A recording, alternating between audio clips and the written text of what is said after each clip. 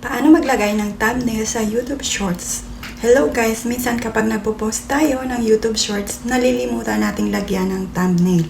Importante ito para agad malaman ng mga viewers kung tungkol saan ang video mo. So ngayon, ituturo ko sa inyo kung paano maglagay ng thumbnail sa inyong YouTube Short videos.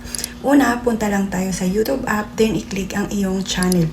Next, i-click ang Your Videos, tapos piliin ang Shorts. As you can see, yung ibang short videos ko ay may thumbnail na kasi nalagyan ko na. So ngayon, piliin natin yung wala pang thumbnail. I-click lang yung tatlong dots, then lalabas ito. I-click ang edit. After that, i-click natin yung pencil icon ng video. Ganyan ang lalabas. Kung may intro thumbnail ka na, i-click mo lang yan. At kung wala naman, pwede kang maglagay ng title ng video mo. I-click mo lang yung letter sa right side, then i-type mo yung title ng video or any catchy title na gusto mo.